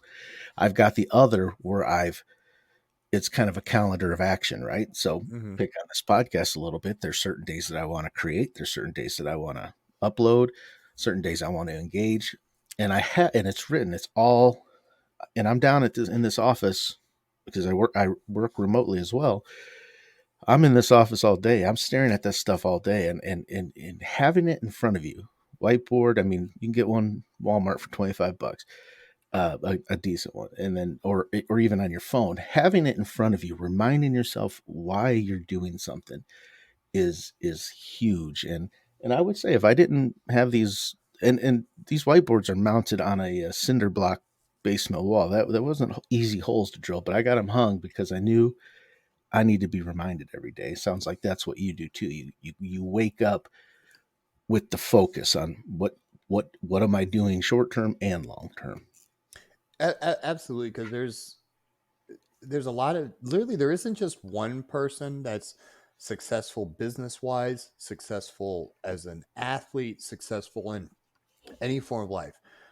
No matter, anybody who is successful, they've all said, I always visualized my goals. I Yeah. visualized being successful. I visualized winning this. I visualized signing this deal. Power of visualization is a huge thing. I truly believe in it. Because when I go and I compete and I am, things in my life are good, things in my home life are good, things in my relationship, my friends are good, I don't have to worry anything, and I'm focused on my goal. I do very, very well because I'm able to just focus on that, attack it, and also to having the good people around me to encourage me to attack those goals. Moral of the story is make sure you're very clear on what you want to achieve. Um, Write it down, put it in front of your face, so you don't forget it, and surround yourself with people that are going to support you even while they're on their own journey. They're going to Mm-hmm. support you and push you to be the best version of yourself. That's what I'm hearing. Yeah, see, something that I've realized, because when I was the younger idiot that was drinking and smoking, I had people around me, and they were the people that I would drink and smoke with, and because that was just who I was surrounding myself with. Then I was around very good people when I was in Champaign and at Charleston. The people in Chicago, some were good, some I still keep in contact with, other ones I don't. but for the most part, it wasn't the right mix I had. Right now, I have 5 people that I call my core 5. These are the people that if I have an idea or a problem, I go to them and them only, because they're the ones that are going to give me the good, the bad, the ugly. But they're giving me that because they want me to succeed. And I mean, there's other people that I might throw the idea at because I do want some other opinions. But the people that are my core 5, those are the ones that mean the most. Their opinion means the most. And all those 5 people are all successful. Are they successful in different realms? Are they successful in different aspects of their life? They are. But those are the ones that I go to.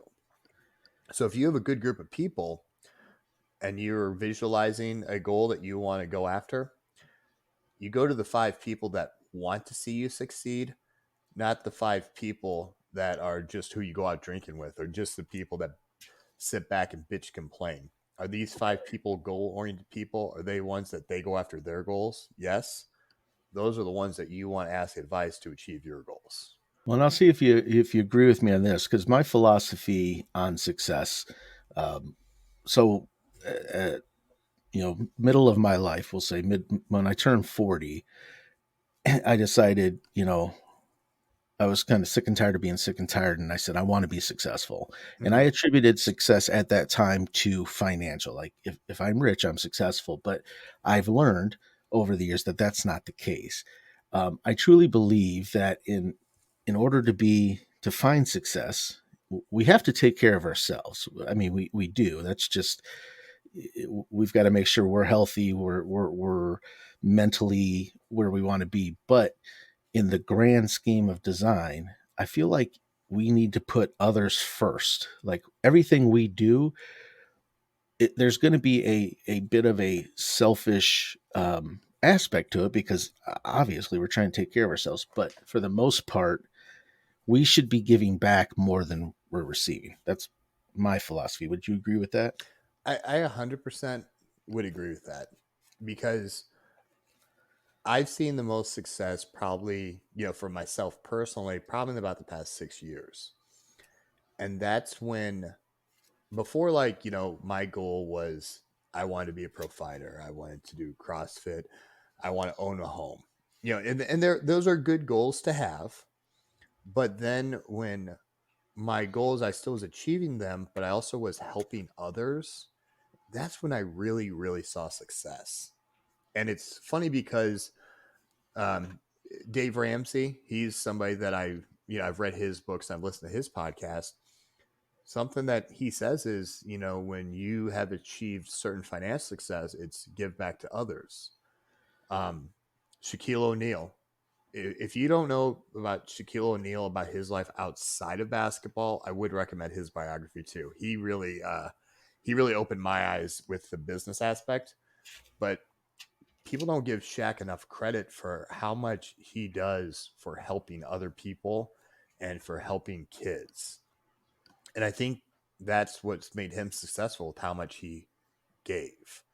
Yeah. And that's, my favorite football player of all time, Sweetness, Walter Payton, Mm-hmm. how much he volunteered and helped kids, and how much some people remember him as a football player, but most of his close friends remember him as a person and how giving he was.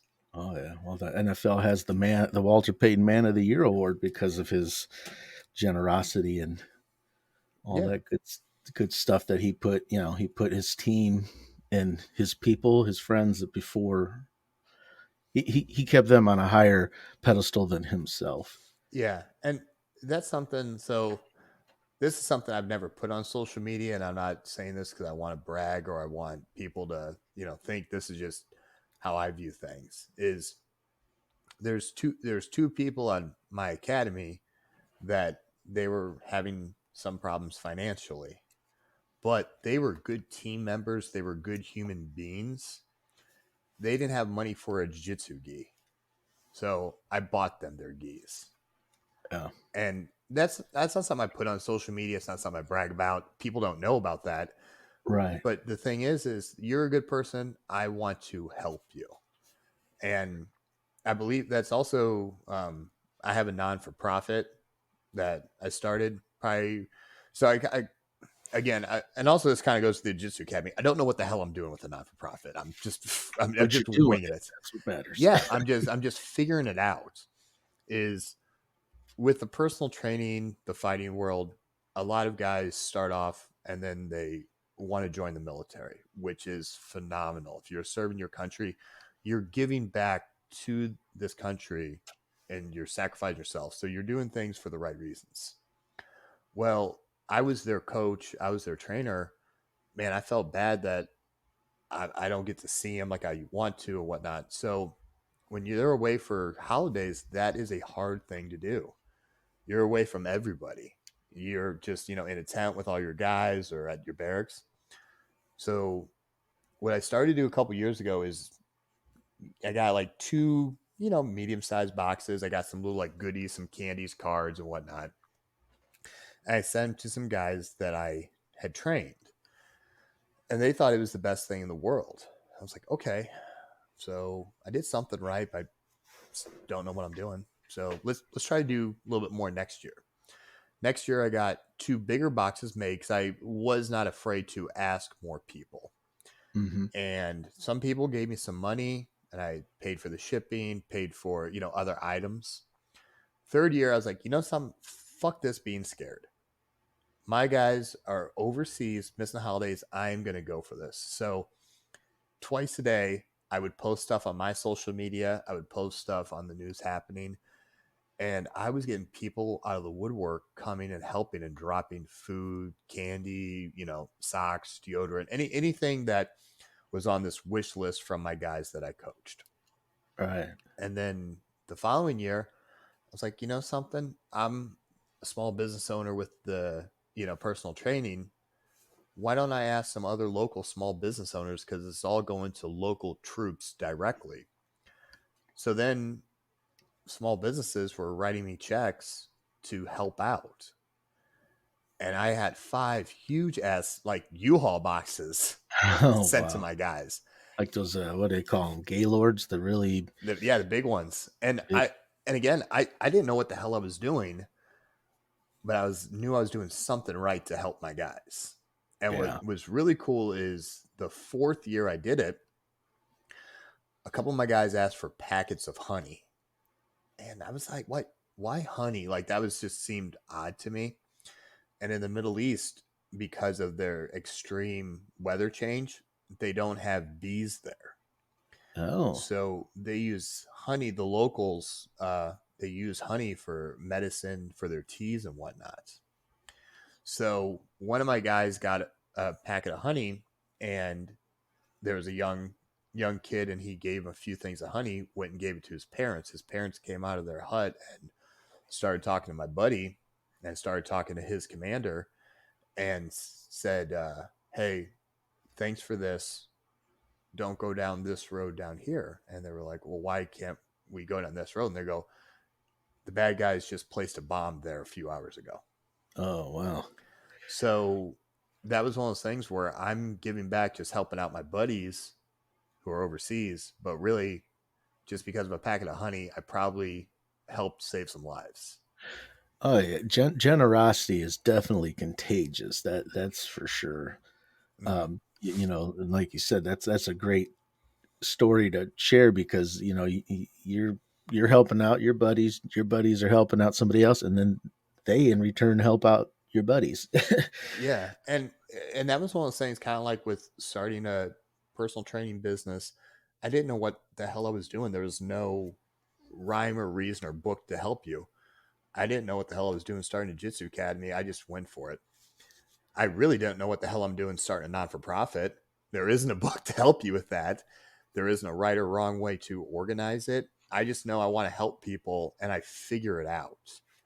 Now, have I stumbled with it? Yeah. Have I had people that I don't know who they are send me shitty messages telling me I'm going to fail, or tell me that this not for profit is dumb and I'm being a shitbag and I'm keeping the money or keeping, this food?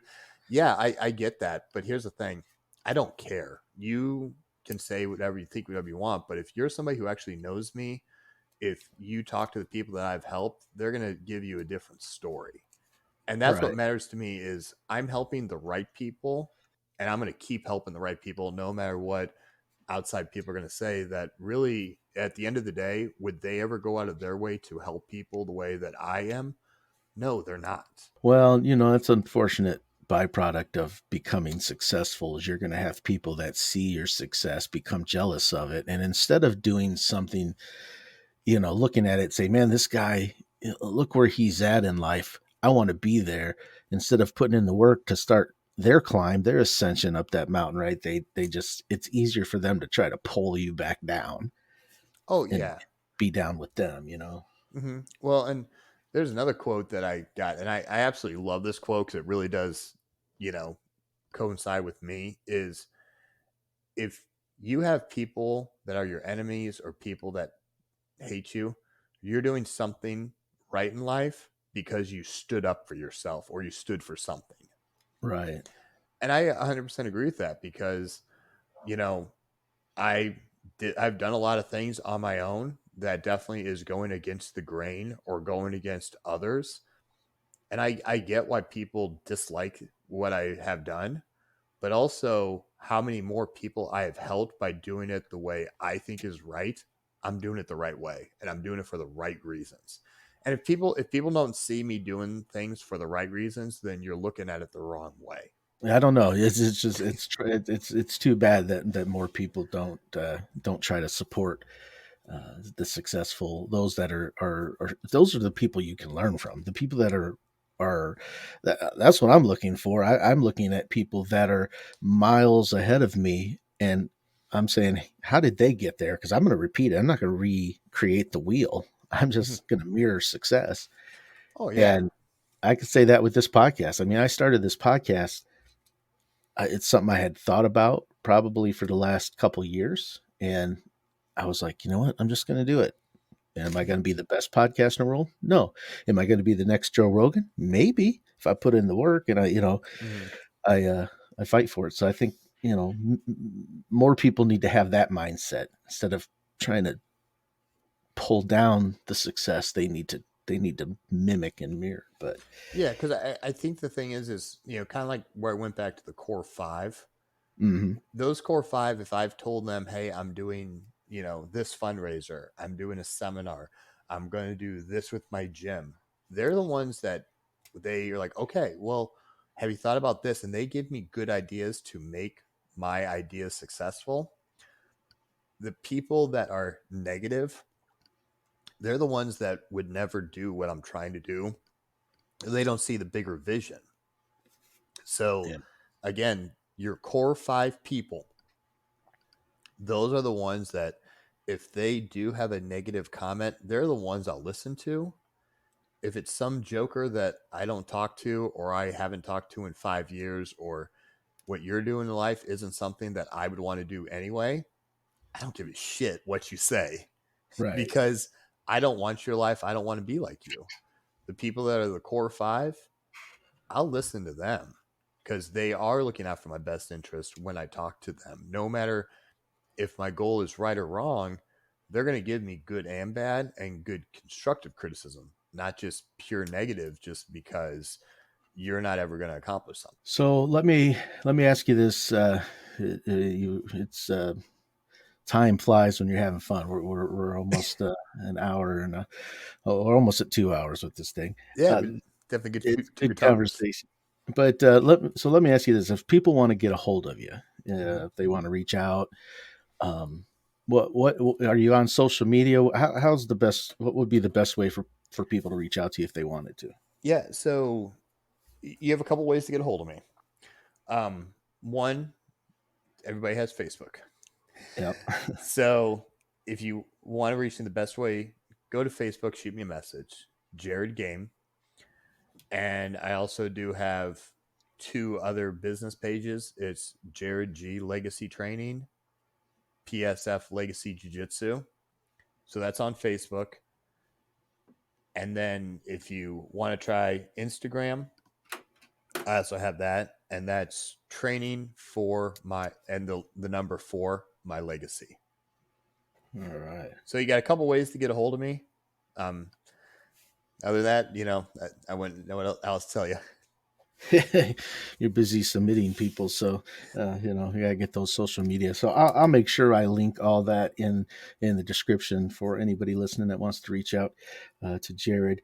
As we wrap things up here, I want to give you the next, however many more minutes of wisdom you have. But what are your parting words? Words of wisdom, uh, words of inspiration. What would you like to say to everybody listening to this show? Well, first off, thanks for putting me on the spot. Well, I got to do that at least once, if not twice, an Yeah. interview. Um, Honestly, kind of what I've talked about is the three things that I'm most proud of is the personal training, the Jiu-Jitsu Academy, and the non-for-profit. All three of those, I still have the thoughts, man, what am I doing? I'm not ready for it. But I know it's a good thing deep down in my heart, and I still went for it.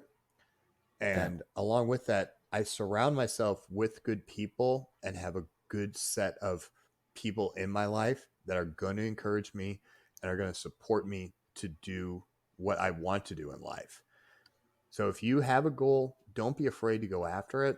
And also with that, be a good person within your goals and have good people around you that want to see you succeed, not people that are going to be negative and take you down. that's great advice. As we've been talking, I take notes as well, and the four things that that I can say that I'm taking away from this conversation, and it's really just going to mirror what you just said. Start where you are. Don't overthink it. If you want to do something, start where you are and make it bigger than you. So don't make it just about money, popularity, fame. Make it about others. Have the courage to take a chance. Visualize your success. What does success look like to you? How do you define success? And then surround yourself with the right type of people that will help you achieve the goals that you want to achieve. Yeah. That's what I'm getting out of this conversation. So Yeah, absolutely. Because I mean, everybody has goals of what they want to do, and it doesn't matter how wild they can be. But if that's your goal in life, go for it. And yep. having the people to support you, having your significant other support you, is going to help you. You're not going to have. I guarantee you this: there's not one successful person in life that said, yeah, when I did this, I had negative people helping me and I had a toxic marriage. Not one person's going to say that. All those people are going to say, I have good people. I have a good, relationship with the person I'm seeing. And they all encouraged me and helped me. And that's really the big thing you got to look for when you want help with achieving your goals. Yep. No, that's exactly that's what it's all about. So, and one last thing before we wrap this up, your not for profit is Legacy for the Troops, right? Did I have that right? Yep. Legacy for the troops. And is that does that have its own social media, or is that just if somebody wanted to contribute to that, they could just contact you, or Just contact me because what I'm doing, and again, I'm trying to evolve this and I don't know what the hell I'm doing, right? is normally I do the non for profit just around Thanksgiving, Christmas time. Now, because I'm a personal trainer at heart, what I'm my goal this summer, and who knows, because it's a crazy world we live in and a lot of things are shut down or you're not able to.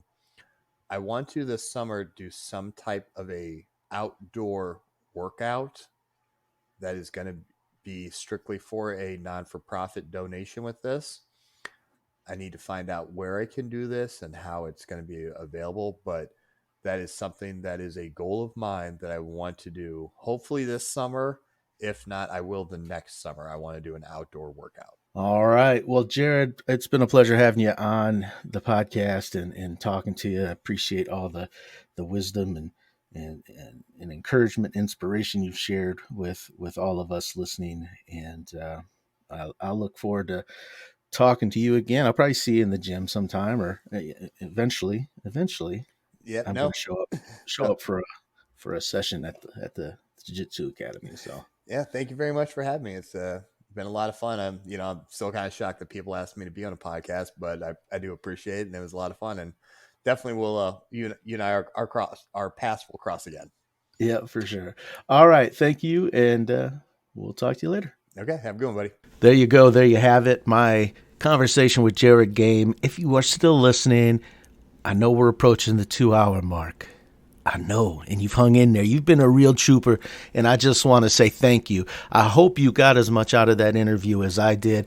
I really do love talking to people and just hearing their stories. We all have a story that needs to be told. You, me, that guy, this guy, that woman, whatever, man, we just all have a story that needs to be heard. So if you haven't already, do me a favor. Go ahead and give this podcast a follow on whatever episode or whatever platform you're listening to us on, whether it be Podbean, iTunes, Google Podcast, Spotify, whatever. Just give us a like or a follow, and be sure you share this podcast out with your family and friends, because who knows what story the next person needs to hear. So we want to get this out there and, just see where it goes, see who we can help, because that's the bottom line. So, all right, that's going to do it for this episode. Thank you so much. And as always, aim high, be courageous, and do amazing things.